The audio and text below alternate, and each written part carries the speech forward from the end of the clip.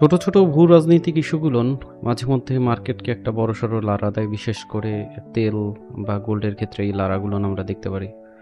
Kyiv গতকালকে হচ্ছে প্রায় ৩০০ র উপরে ড্রোন হামলা চালাইছে রাশিয়ার উপর। তার পরিপ্রেক্ষিতে মার্কেট যেভাবে উঠে গেল গোল্ডে, আ এটা ছিল টোটালি অপ্রত্যাশিত। তারপরেও আমরা ধরে নিয়েছিলাম যে মার্কেটটা কিছুটা যে সাইডওয়ে জোন আছে সেই জোনের মধ্যে থাকবে। এবং ঘুরে ফিরে কিন্তু মার্কেট সেই জোনের মধ্যে অবস্থান করতেছে এবং এই জোনটাকে ভাঙলে মার্কেট যে কই যাবে তার নিশ্চয়তা পাওয়া যাচ্ছে না। এবং পাশাপাশি যে ভূ রাজনৈতিক বিষয়গুলো চলে আসতেছে তাতে দেখা যাচ্ছে যে সামনে তৃতীয় বিশ্বযুদ্ধ বাঁধবে না কিন্তু বেঁধে যাওয়ার একটা পসিবিলিটি তৈরি হচ্ছে। তাতে করে গোল্ডে আমাদের সেল টার্নে হালকা পাতলা থাকলেও বাই টার্নে সবসময় থাকাটা উচিত হবে, কারণ গোল্ড হচ্ছে একটা সেফ জোন যেখানে ইনভেস্টররা বিনিয়োগ করে থাকে। দেখা যাবে ডলার বা অন্য ক্ষেত্রে বিনিয়োগ করতে পারতেছে না, কারণ ওই ভূ রাজনৈতিক ইস্যু। এর পরিপ্রেক্ষিতে দেখা যাবে যে সবাই গোল্ডের দিকে বিনিয়োগটা ঢালবে এবং তখনই হচ্ছে মার্কেটে গোল্ডের দাম আরও বেড়ে যাবে। সেই হিসাবে আমরা যদি ধরি, গত বছর আমি একটা কথা বলছিলাম, সেটা হচ্ছে গোল্ড ৩,০০০ টাচ করতে পারে। এখন পর্যন্ত করে নাই, ২,৯১৫-র কাছাকাছি আছে। তো হয়তো বা ৩,০০০ ক্রস করে যাবে। তো সেই হিসাবেই আমাদের হচ্ছে মার্কেট অ্যানালাইসিস করতে হবে। এটা বললাম ভূ রাজনৈতিক ইস্যুর ব্যাপারে। ভূ রাজনৈতিক ইস্যুর মধ্যে অনেক ঘাইগেসিং আছে, যেগুলো সোজাসাপটা ওই আমরা ছোটোখাটো নিউজ দেখে বুঝতে পারবো না। তো এই চ্যাপ্টারটাকে যদি আমরা একটু সাইড করে রাখি, তাহলে টেকনিক্যালভাবে যদি আমরা দেখি, বড় বড় নিউজ ছাড়া বা বড় বড় ঘটনা ছাড়া মার্কেট পুরাদমেই টেকনিক্যালভাবে চলে। যতই যা বলেন না কেন টেকনিক্যালভাবে চলে, এবং এই টেকনিক্যাল এক্সপার্ট যখন আপনি হয়ে যাবেন তখন এখান থেকে প্রফিট আদায় করা আপনার জন্য সহজ হবে। তবে সমস্যা আমাদের কোথায়? সমস্যা হচ্ছে মানি ম্যানেজমেন্ট এবং অতিরিক্ত লোভ। দেখা যাচ্ছে আমরা মানি ম্যানেজমেন্ট করতেছি না। লট সাইজ যেখানে দরকার 0.01 সেখানে লট সাইজ বাড়ায় দিচ্ছি 0.20 বা 1.00 এইরকমের লট দিয়ে আমরা ট্রেড করে থাকি। ওই মানি ম্যানেজমেন্টের তোয়াক্কা করতেছি না, লোভ বেশি তাড়াহুড়া করতেছি, এবং এই কারণে দেখা যাচ্ছে আমাদের এসএল এর যে পজিশনটা আপনি রাখছেন সে পর্যন্ত যাইতে যাইতে আপনার ব্যালেন্স নীল হয়ে যায় এবং নিজের সাথে মিলাই নেবেন এরকমের ঘটনা কার সাথে ঘটছে বা এরকমের কী আছে নিচে ডিসক্রিপশনে জানাবেন। তো আজকে টোটালি একটু অন্যরকম পরিবেশ যাচ্ছে, কারণ রাতে সন্ধ্যার পরে কোর সিপিআই একটা নিউজ আছে, সিপিআই নিউজ। এখানে ইউএসডি রিলেটেড কিছু নিউজ আছে 6টা 30 মিনিটে, আর 7টা 45 মিনিটে হচ্ছে ক্যাডের নিউজ। তাতে করে 6টা 30 থেকে 8টা পর্যন্ত মার্কেটে একটু উত্থান পতন আমরা দেখতে পারি। এরপরে 8টা 30-এও একটা ক্যাডের নিউজ আছে। ওভারঅল মার্কেট যদি ডাউনও হয় তাহলে পরবর্তীতে আপ হওয়ার সম্ভাবনা রয়েছে। তো এটা গোল্ডের ক্ষেত্রে বলতেছি, এবং অন্যান্য পেয়ারের উপরে একটা ইফেক্ট পড়বে কোর সিপিআই এর উপর। কোর সিপিআই কি এটা নিয়েও চিন্তা ভাবনা করতেছি যে আপনাদের একটা ভিডিও দিয়ে দেবো, কারণ এই জিনিসগুলো জানা দরকার আছে। তো এটার ডাটা কিভাবে আসলে কি হবে না হবে এগুলো অনেকেই জানেন না, শুধুমাত্র জানতেছেন কি পজিটিভ আসলে এইটা হতে পারে, নেগেটিভ আসলে এইটা হতে পারে, ডাটা বেশি আসলে এইটা হবে, কম আসলে এইটা হবে। তো এর সাথে আরও আনুষঙ্গিক বিষয় চলে আসে, এগুলো ফান্ডামেন্টালের দিকে চলে যায় নিউজ রিলেটেড, যেগুলো দেখলাম যে সেভাবে কেউ দিচ্ছে না। তো অ্যাডভান্স লেভেলের এগুলো আপনাদের সাথে শেয়ার করার চেষ্টা করবো ইনশাল্লাহ। তো যারা টেলিগ্রাম গ্রুপে নাই, নিচে টেলিগ্রাম গ্রুপের লিঙ্ক দেওয়া আছে, ওখানে জয়েন হয়ে নিতে পারেন। ভিআইপি গ্রুপে জয়েন হয়ে নিতে পারেন, কারণ ওই সব গ্রুপেই হচ্ছে আমি এইসব বিষয়ে আলোচনা করে থাকি পার্সোনালি। এমনি হচ্ছে ভিডিও ওইভাবে মেক করা হয় না।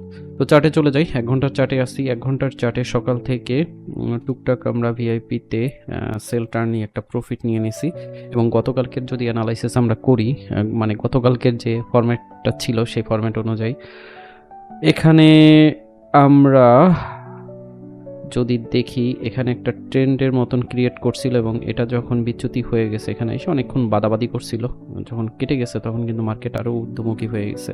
এবং আমাদের যে লাস্ট একটা পজিশন ছিল 2920, এটা আপনাদের আমি গতকালকেই নোট করছিলাম, ঠিক ওখানে যাই কিন্তু মার্কেট কুতুর শুরু করছে। ওখান থেকে কিন্তু মার্কেট আর ভাঙতে পারে নাই, এবং এটার উপরে যেটা আছে সেটা হচ্ছে 2930। তো 30 এবং 20 এটা একটা জোনে ক্রিয়েট করছে। এই জোনটা যদি মার্কেট ভেঙে যায়, নোট করে রাখেন, এই জোনটা যদি মার্কেট ভেঙে যায়, মার্কেট কতটা উপরে উঠবে বলা যাচ্ছে না, তবে অনেকটা উপরে উঠে যাবে। তবে আজকে প্রত্যাশা করা হচ্ছে মার্কেট ওভারঅল দিক থেকে একটু সেল টার্নে থাকবে। আজকের যে জোনটা আছে টার্নিং জোন বা পিভট পয়েন্ট জোন সেটা হচ্ছে 2905 এর আশেপাশে, মানে এইখানে। তো এখানে আমি এটা মার্ক করে দিলাম, আমি এটাকে তুলে নিচ্ছি। এটাকে যেহেতু মার্ক করছি, অতএব আমরা এই নিচেরটাকে এখানে নিয়ে আসি, সেটা হচ্ছে 2905.65। এই এরিয়াটা হচ্ছে আজকে টার্নিং জোন। যদিও মার্কেট নামে এই এরিয়া পর্যন্ত আসতে পারে, এই এরিয়া পর্যন্ত আসলে আপনারা যদি সেলে থেকে থাকেন 2930 এটাকে এসএল ধরে, বা 2935 এটাকে এসএল ধরে, 35টা পারফেক্ট হবে, এটাকে এসএল ধরে যদি আপনার সেলে থাকেন তাহলে 2905 এর কাছাকাছি আসলে আপনার প্রফিট বুক করে নেন।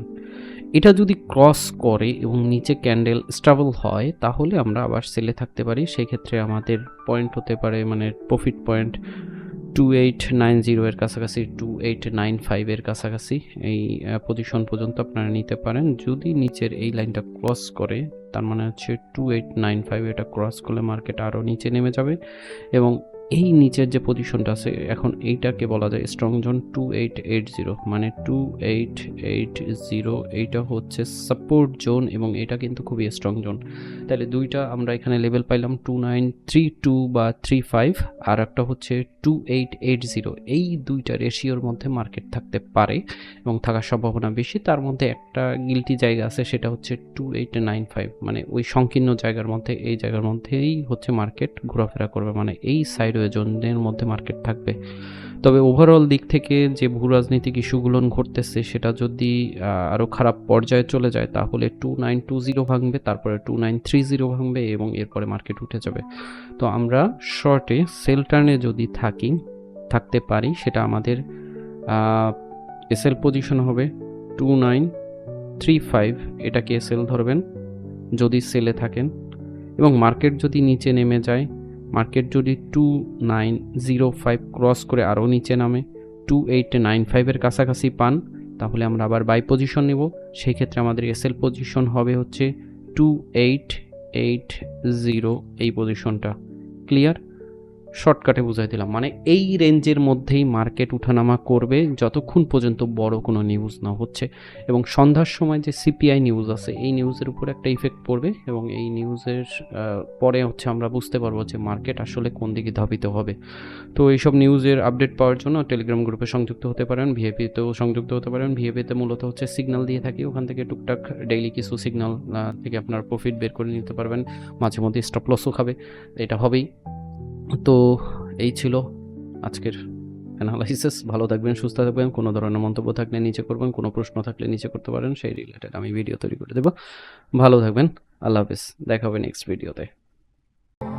সঙ্গে থাকতে সাবস্ক্রাইব করে বেল বাটনটি ক্লিক করে রাখবেন, কারণ পরবর্তী ভিডিও নোটিফিকেশনের মাধ্যমে সাথে সাথে পেয়ে যাবেন।